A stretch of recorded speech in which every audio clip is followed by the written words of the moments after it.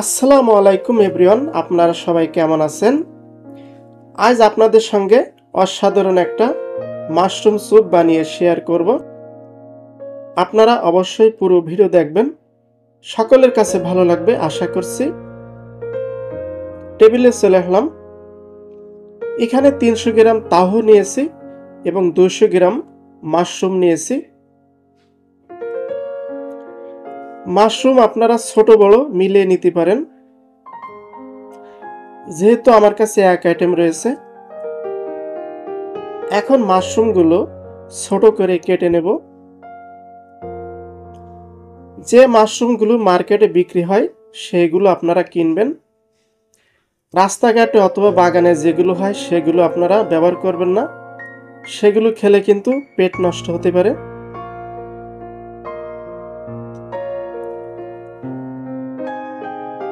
এখন মাশরুমগুলো একটা বাটিতে উঠিয়ে নেব।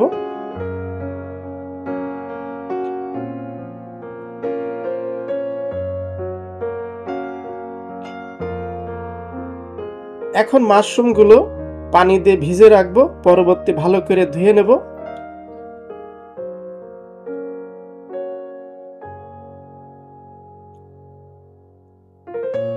এখন তাহুগুলো ছোট করে কেটে নেব। এই তাহু মালুর সাথে খুবই জনপ্রিয়। এই তাহু ডাল দিয়ে তৈরি করে। তো আপনাদের পনির থাকলে আপনারা পনির দিয়ে স্যুপটা তৈরি করতে পারেন।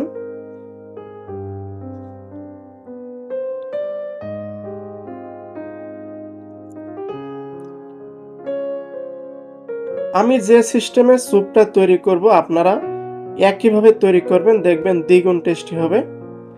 আমরা হোটেলে কিন্তু একইভাবে তৈরি করে থাকি।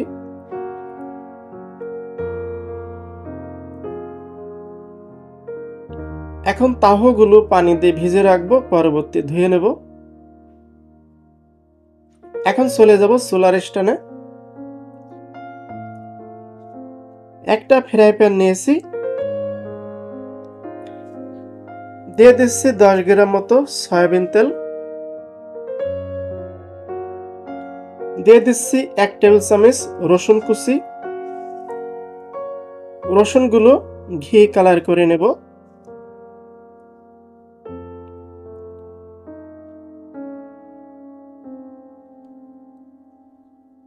তো রসুনগুলো ঘি কালার করে নিয়েছি। এখন দিয়ে দিচ্ছি 300 গ্রাম পাকা টমেটো।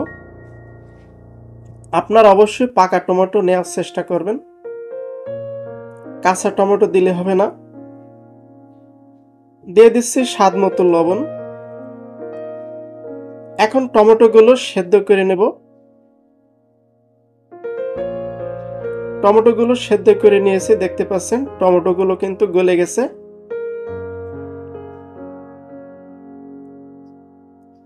এখন গরম পানি দিয়ে দিচ্ছি 2.5 লিটার।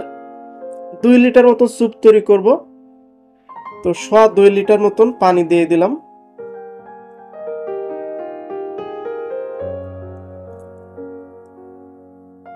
চুলার আঁচটা বাড়িয়ে দিলাম।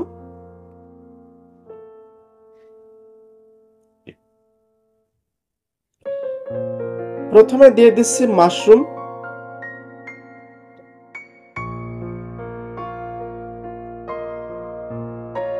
মাশরুমগুলো সেদ্ধ করে নেব।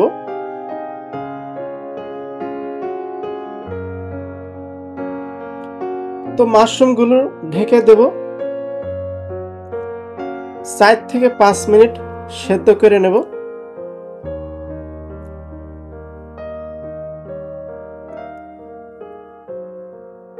তো 4 থেকে 5 মিনিট সেদ্ধ করে নিলাম। এখন দিয়ে দিচ্ছি তাহু। তাহু বেশি সেদ্ধ করা লাগে না, তাহু অলরেডি সেদ্ধ করা থাকে, কারণ তাহুগুলো কিন্তু ডাল দিয়ে তৈরি করে।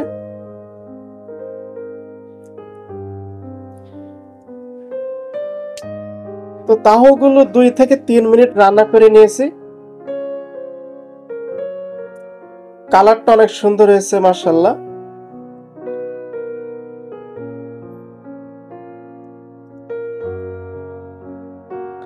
এখন দিয়ে দিচ্ছি 1 চা চামচ সাদা গোলমরিচের গুঁড়ো, দিয়ে দিচ্ছি 2 টেবিল চামচ চিনি।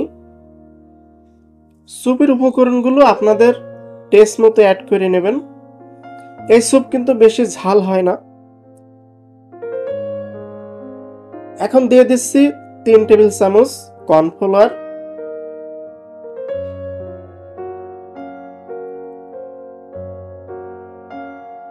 এখন পানি দিয়ে কর্নফ্লাওয়ারটা ভালো করে মিক্স করে নেব।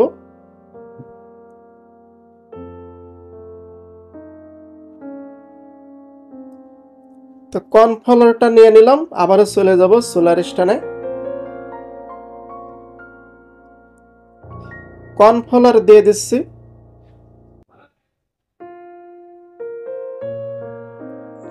কর্নফ্লাওয়ার দিয়ে দিলাম। এখন 1-2 মিনিট রান্না করে নেব।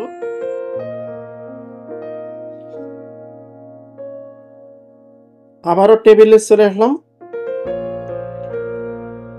এখানে 4 পিস ডিম নিয়েছি। ডিম আপনাদের পছন্দ মতন অ্যাড করে নেবেন। তো ডিমগুলো নিয়ে নিচ্ছি, ডিমগুলো ভালো করে ফেটে নেব।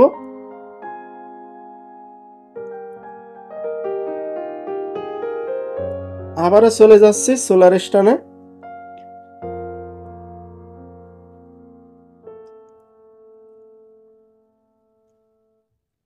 এখন ডিমগুলো দিয়ে দিচ্ছি আর আস্তে আস্তে নাড়ব। এই স্যুপ বেশি জোরে না নাড়লে চলবে, আস্তে আস্তে নাড়া দিলে হবে।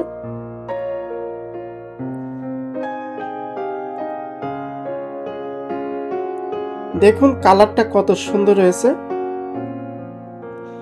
এই স্যুপটা আপনারা নিজেরা খাবেন, আপনাদের বাচ্চাদের তৈরি করে খাওয়াবেন।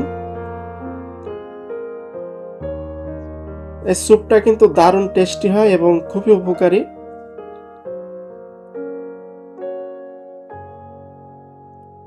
স্যুপটা ভালো করে নেড়ে চেড়ে নিচ্ছি।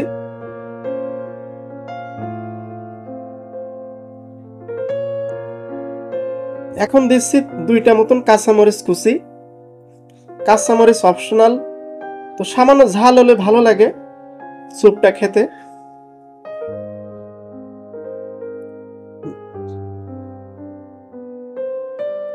তো এখানে 15 গ্রাম মতো অলিভ অয়েল তেল দিয়ে দিলাম। অলিভ অয়েল তেল না থাকলে আপনারা তিলের তেল দিতে পারেন, দিলে দারুণ একটা ফ্লেভার আসবে এবং স্যুপটা খুবই মুলায়ম থাকবে।